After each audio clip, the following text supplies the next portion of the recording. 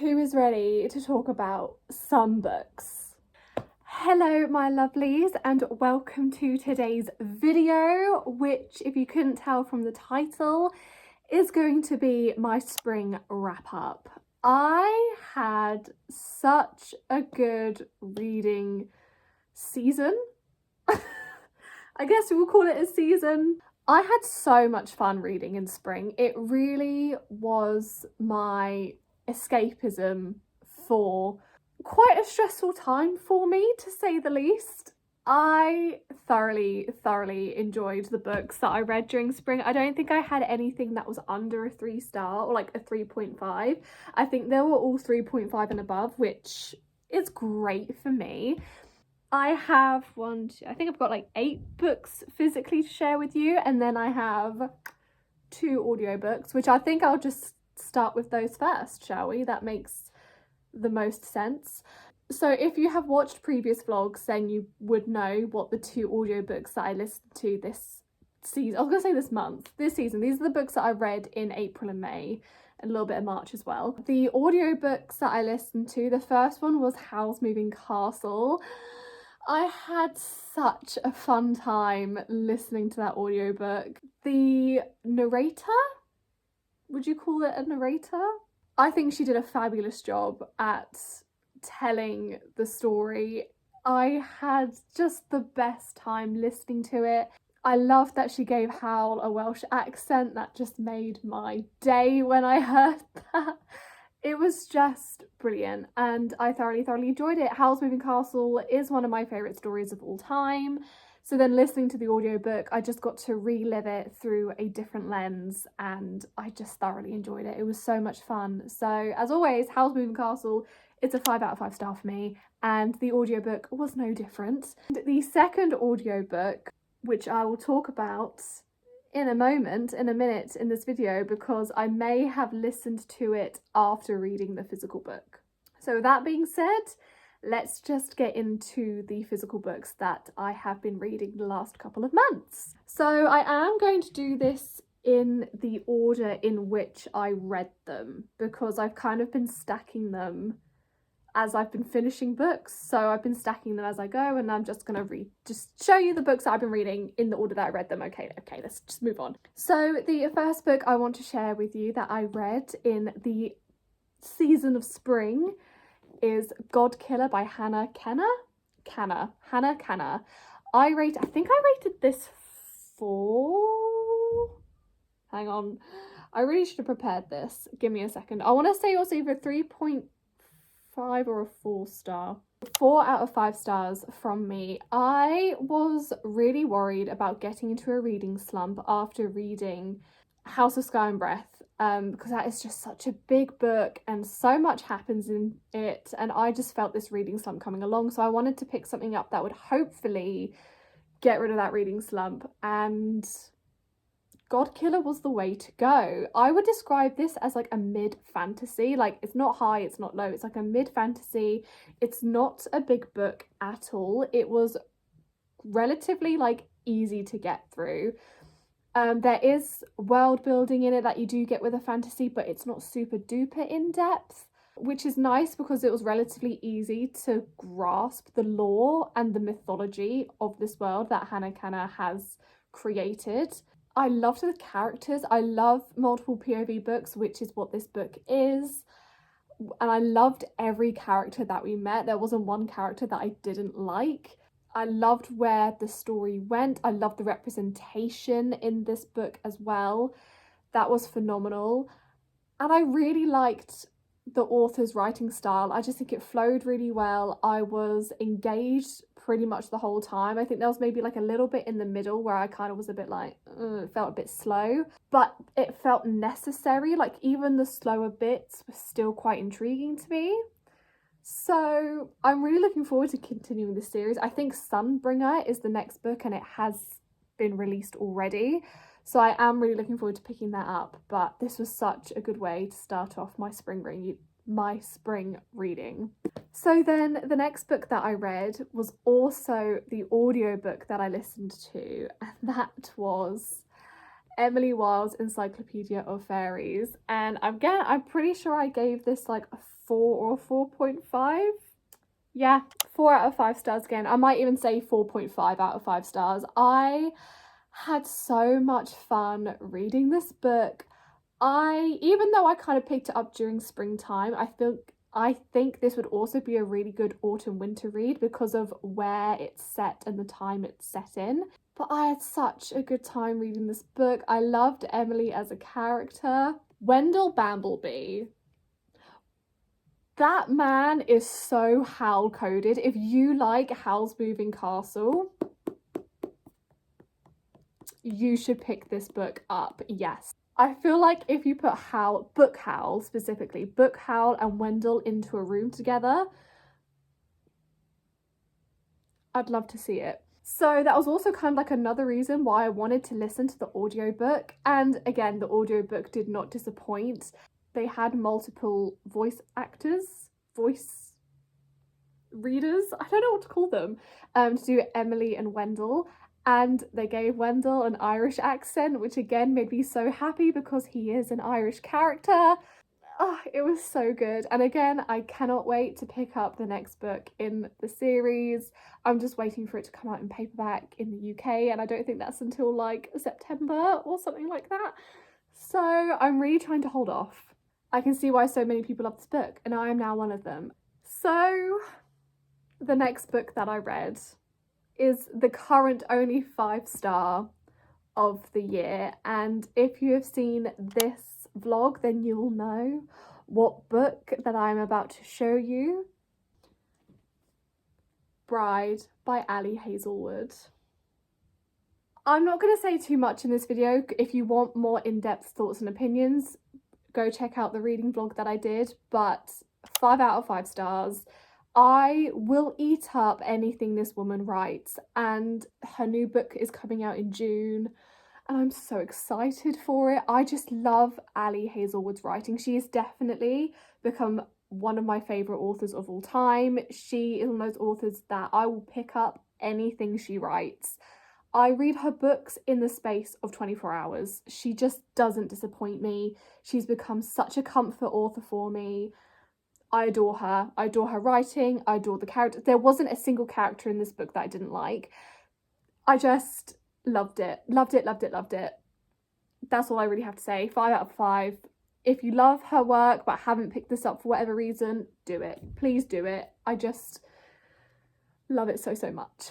Next on my reading list, I have done a little bit of annotating on it because I then needed to reference it in one of my assignments for uni, but that was The Wind in the Willows by Kenneth Grahame. Again, if you want thoughts and opinions on this, check out that reading blog just there because I go into some more in-depth thoughts.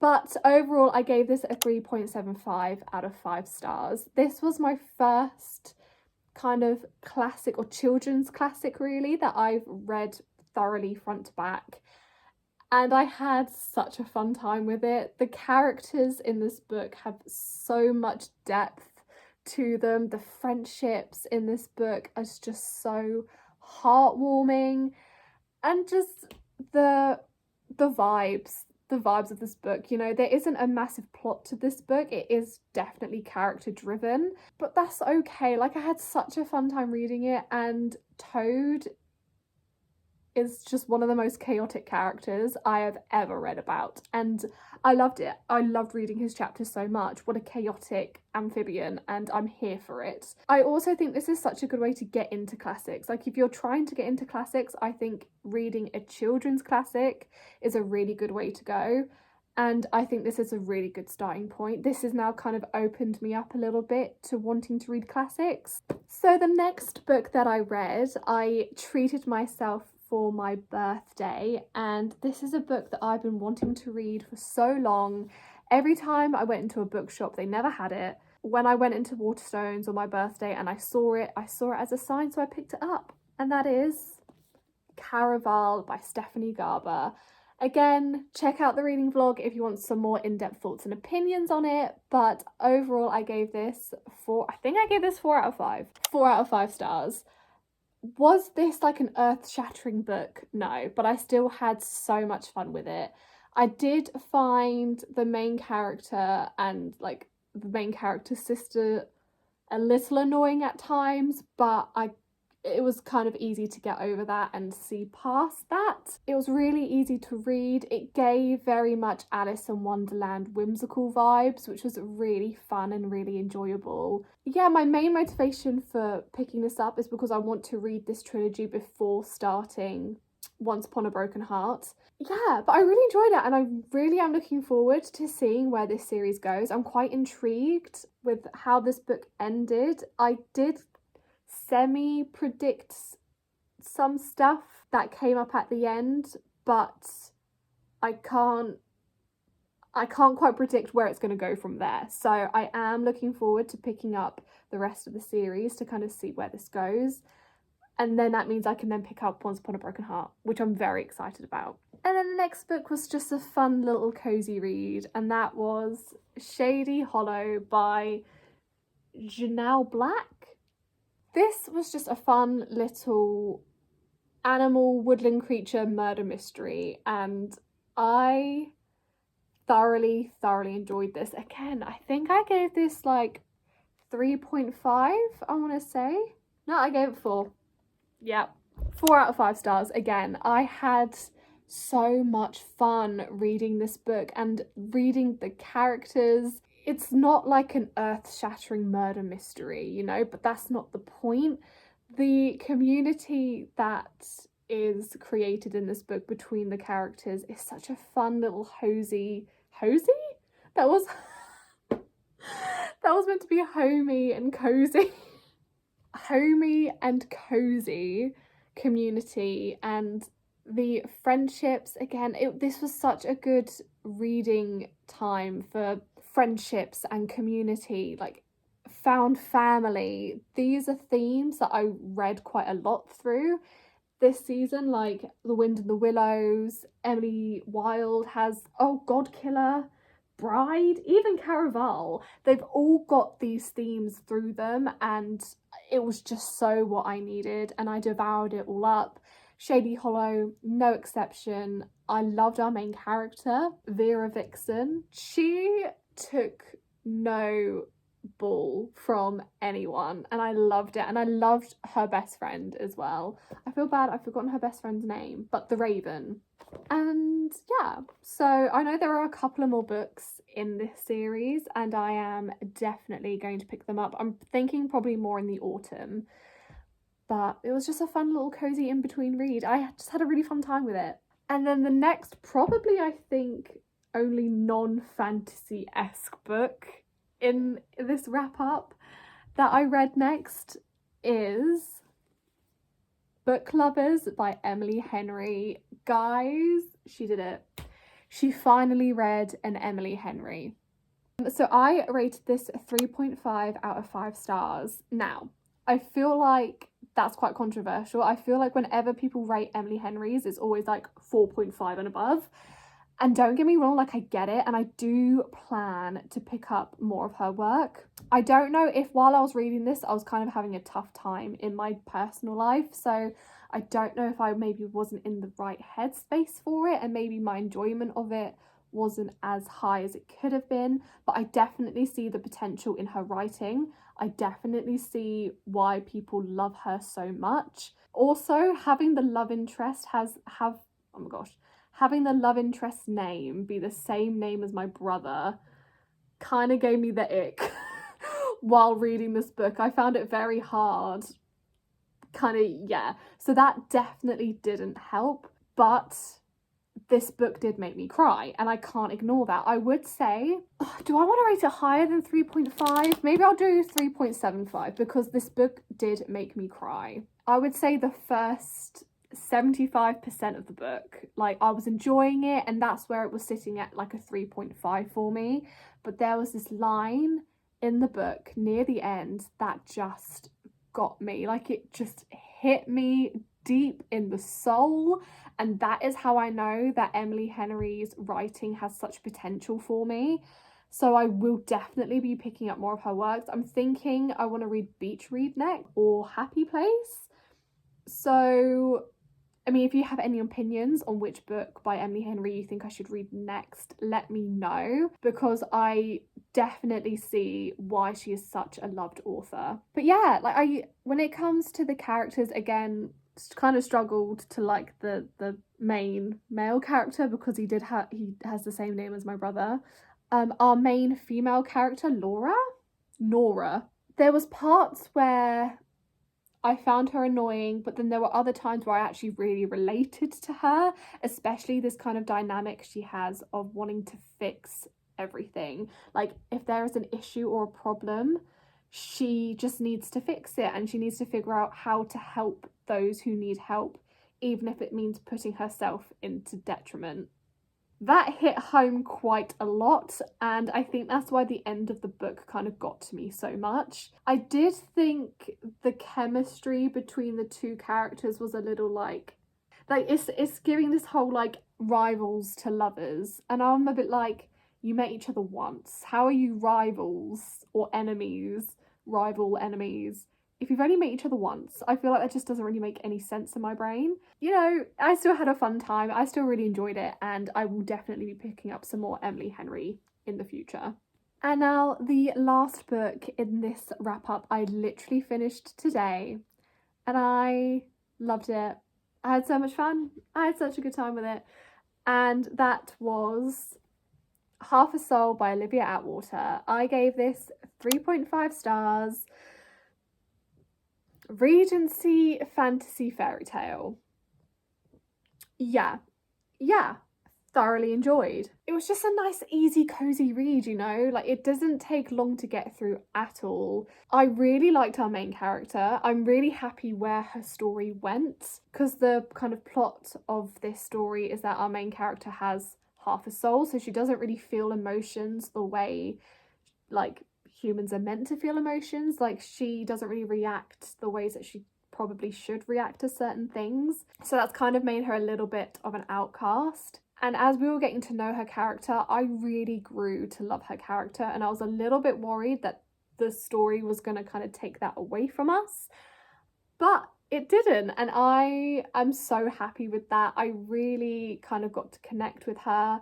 Was kind of the love plot and, you know, those other side character plots were kind of predictable.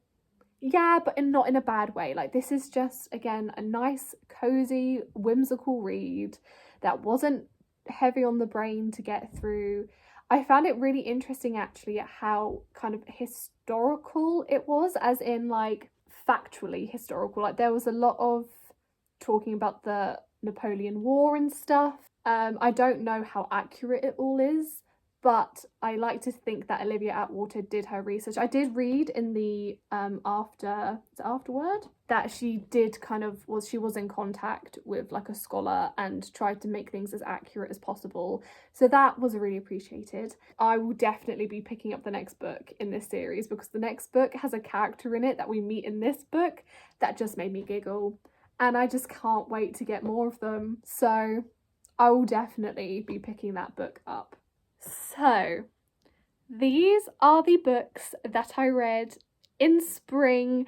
I had such a good time reading these books. Again, there wasn't a single book that was rated below 3.5. So, to me, that is a very, very successful few months of reading. So, yeah, I have got, this is kind of like my TBR shelf just here. But there are a couple of kind of high fantasies on my radar that I'd like to get to this summer, but I've got a busy summer ahead of me, so I am still hoping to also prioritize reading, but I've got a lot going on. We will just have to see where that all goes. But all in all, I had a great reading spring, and I hope summer will be just as good, hopefully better. I really want to try and I want another 5-star, and there are some 5-star predictions that I have on my bookshelf, but I'm just so afraid in case they're not 5 stars. But we'll have to wait and see. Thank you so much for watching today's video. Let me know in the comments below what books you have read this spring and what books you plan to read this summer. And I hope to see you all in the next video. Bye!